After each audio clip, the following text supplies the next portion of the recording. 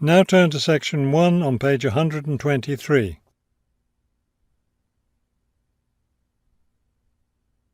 Section 1. You will hear a man arranging to get a telephone connection.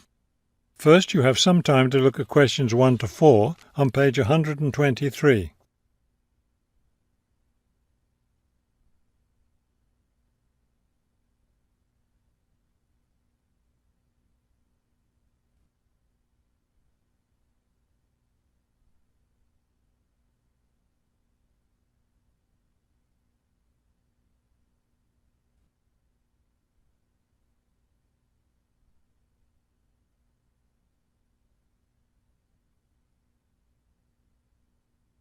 You will see that there is an example that has been done for you. On this occasion only, the conversation relating to this will be played first. This is the ClearPoint Telephone Company customer service office. My name is Ms. Jones. How may I help you? Yes, I'm moving and I'd like to arrange to have a phone line installed. The woman answers the phone. This is the ClearPoint Telephone Company customer service office. So the words telephone company have been written at the top of the form. Now we shall begin. You should answer the questions as you listen, because you will not hear the recording a second time. Listen carefully and answer questions 1 to 4. This is the ClearPoint Telephone Company customer service office. My name is Ms. Jones. How may I help you? Yes, I'm moving and I'd like to arrange to have a phone line installed. Of course. Let me get some information from you first.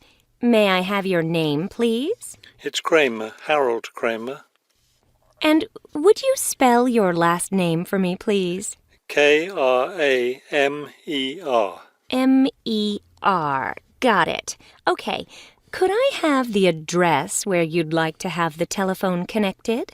That would be number 58, Fulton Avenue, apartment 12. Is that a business or a residence? A residence. It's my new home address. Then the type of phone service you want is residential, not business? Yes, it's for my home. All right, fine. Now, let me get your employment information. Who is your current employer? I work at the Wrightsville Medical Group. Then your occupation is doctor? No, I work for the doctors. I'm the office manager. Before you hear the rest of the conversation, you have some time to look at questions 5 to 10 on page 123.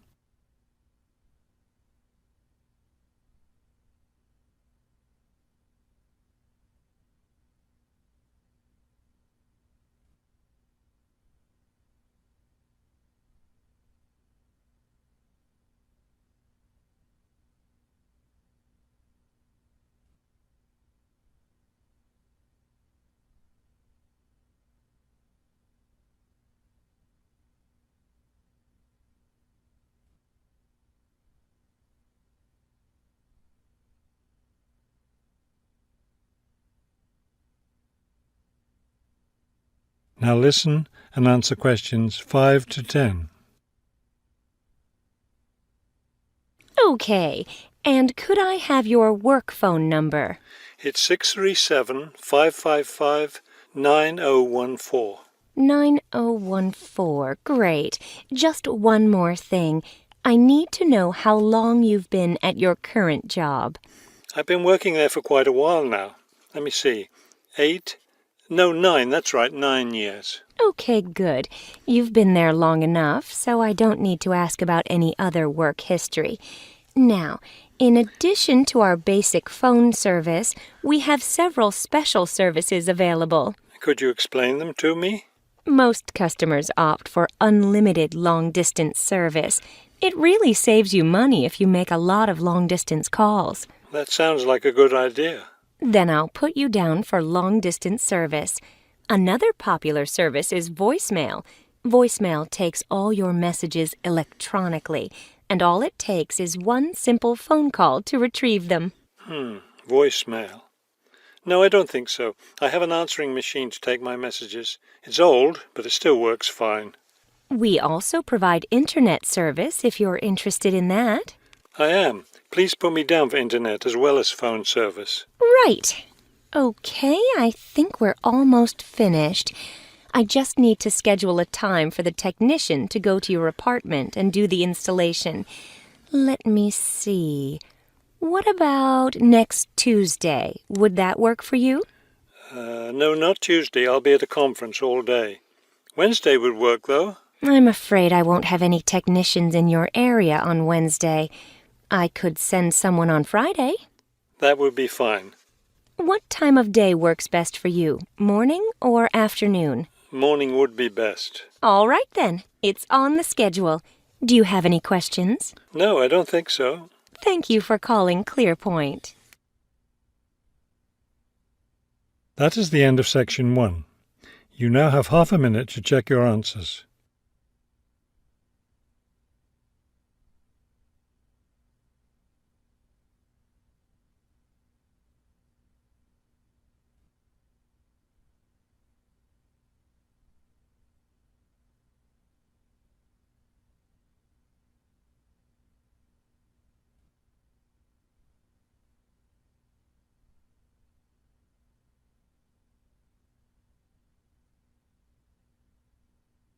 Now turn to section 2 on page 124.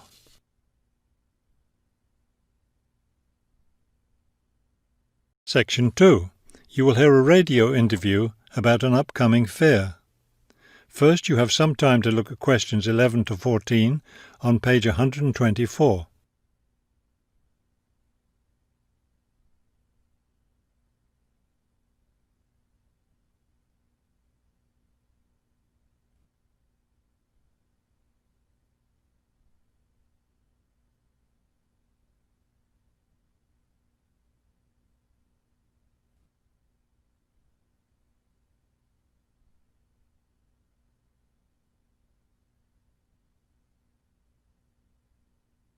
As you listen to the first part of the talk, answer questions 11 to 14. Good afternoon and welcome to City Hour, the radio show that brings you all the latest information about events in and around our city. Today we have with us Cynthia Smith, who is heading up this year's City Fair. Cynthia, would you start by giving us some of the basic information about the fair? Where will it take place this year?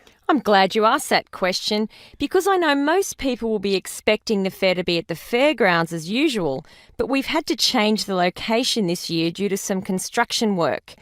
You know, they're building the new high school in that neighbourhood and they've been using the fairgrounds as a place to store construction materials. So we've moved the fair to City Park, which I think is a wonderful location. Yes, that will be a great place for the fair. I understand that the fair begins on Friday morning with a special opening event. Actually, it won't begin until that evening, but you're right about the special event. Traditionally, we've begun with a parade, but this year our opening event will be a special dance performance. And the most exciting part is that the mayor will be one of the dancers. The mayor is a woman of many talents.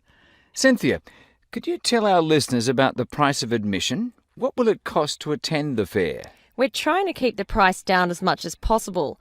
A 3-day pass is just $25, or you can buy a Saturday or Sunday only pass for $15. The opening event on Friday, the dance performance, doesn't cost anything to attend, and we're hoping a lot of people will come to watch that. Before you hear the rest of the talk, you have some time to look at questions 15 to 20 on page 124.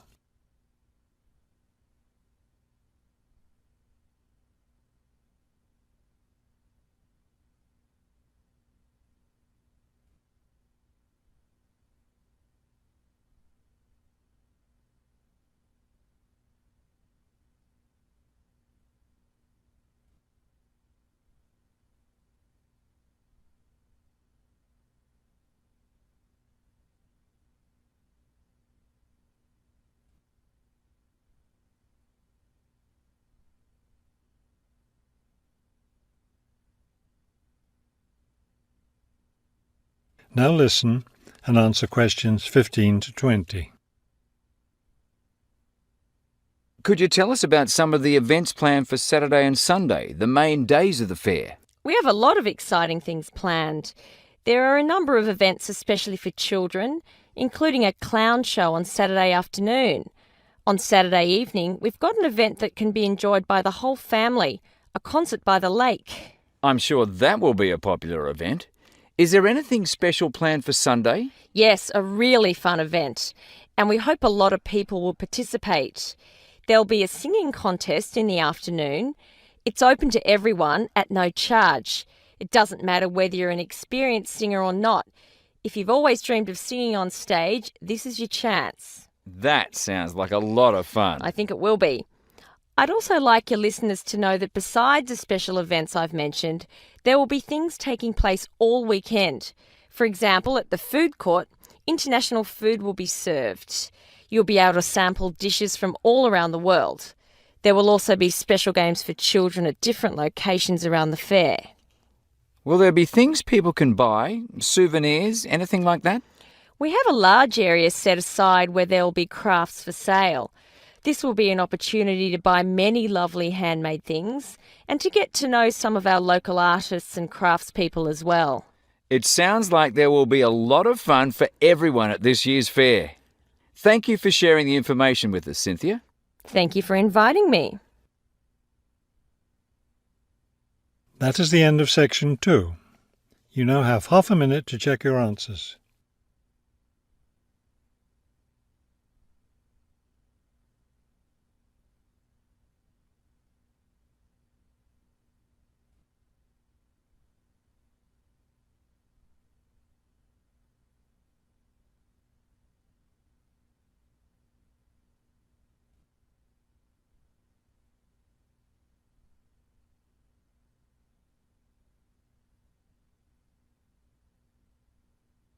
Now turn to section 3 on page 125.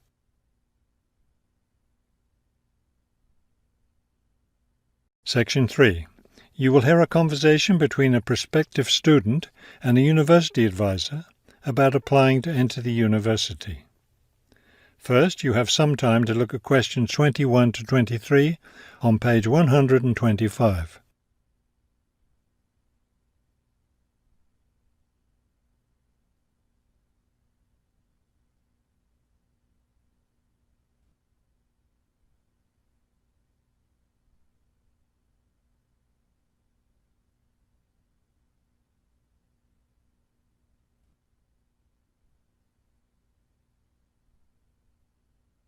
As you listen to the first part of the conversation, answer questions 21 to 23.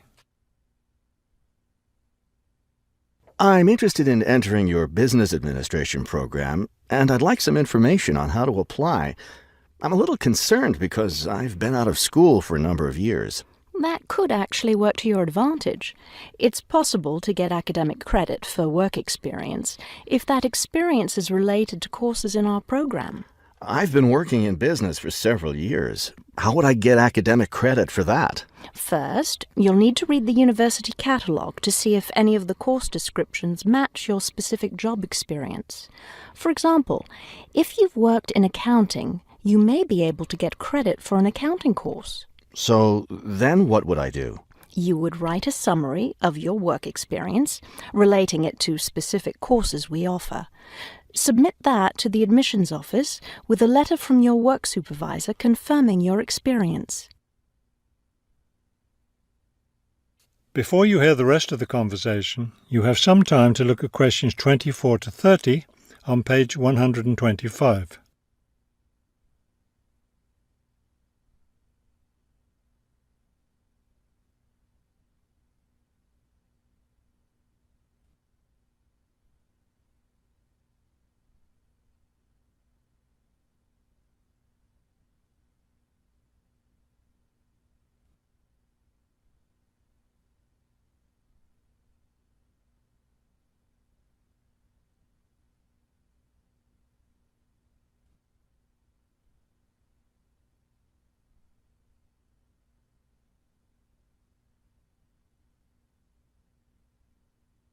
Now listen and answer questions 24 to 30.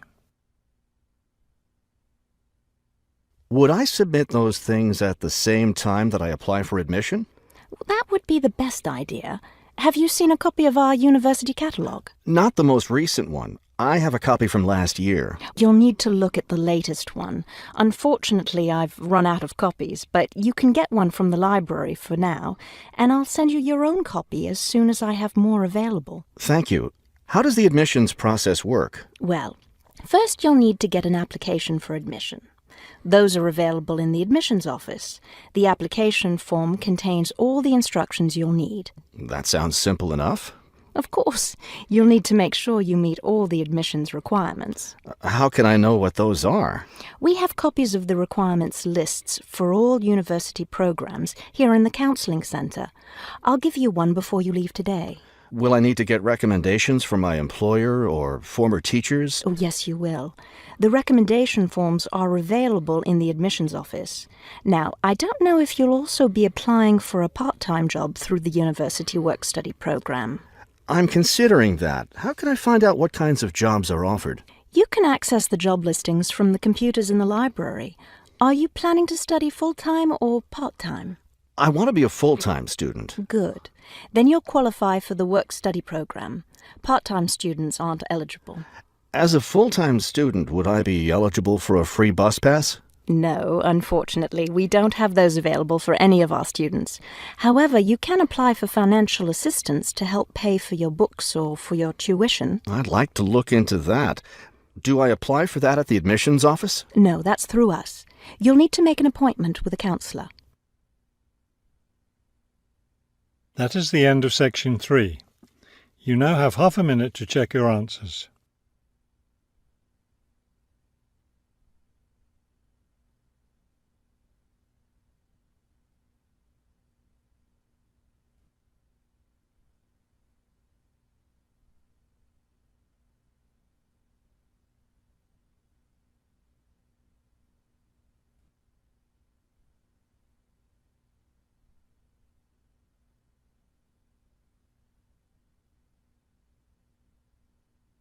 Now turn to section 4 on page 126.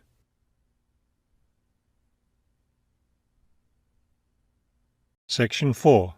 You will hear a lecture about the black bear. First, you have some time to look at questions 31 to 35 on page 126.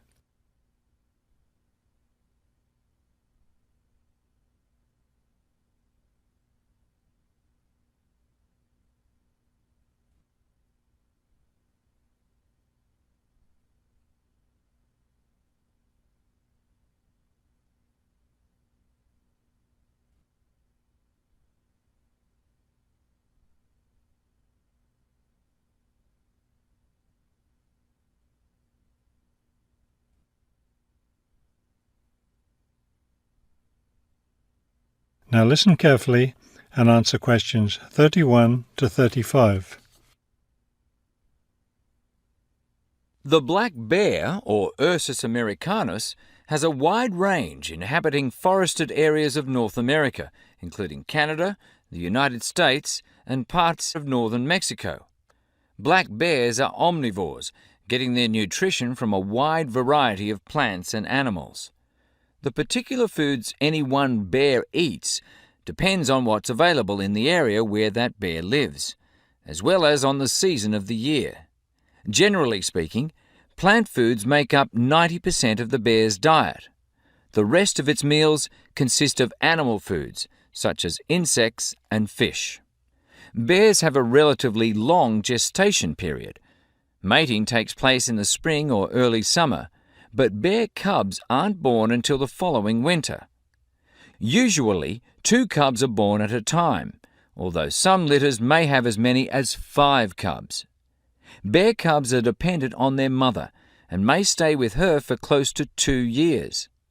Wild black bears can live as long as 25 years. They've lived for as long as 30 years or more in captivity. Before you hear the rest of the talk, you have some time to look at questions 36 to 40 on page 126.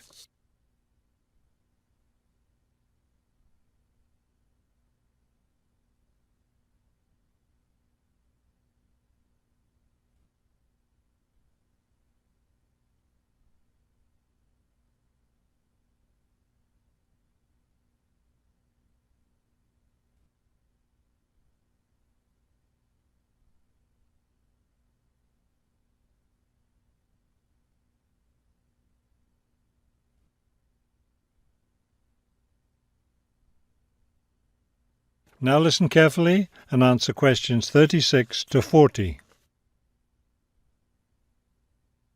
Much of the black bear's range coincides with the range of its close cousin, the grizzly bear. Although these bears are somewhat similar in appearance and habits, it isn't difficult to tell the difference between them. Colour isn't necessarily a distinguishing characteristic, as both species of bears occur in a range of colours from almost blonde to dark brown or black. Many black bears, however, have a patch of fur on their chests that's lighter in colour than the rest of their fur. Grizzly bears don't have this patch. Size isn't always a distinguishing feature either, although grizzly bears are usually heavier with an average weight of 225 kilos. Black bears average 140 kilos in weight. Grizzly bears spend time digging in the ground for roots and tubers that make up part of their diet. The large muscles they need for this give them a distinct shoulder hump. This hump is absent in black bears, which don't do the same kind of digging. The shape of the face and ears is also different in each species of bear. Grizzly bears have a depression between the eyes and nose, and short, round ears. Black bears, on the other hand, have a straighter profile and longer, more pointed ears. Grizzly bears are known for their fearsome, long, sharp claws. Black bears have shorter claws, which are better suited for climbing trees. That is the end of section 4. You now have half a minute to check your answers.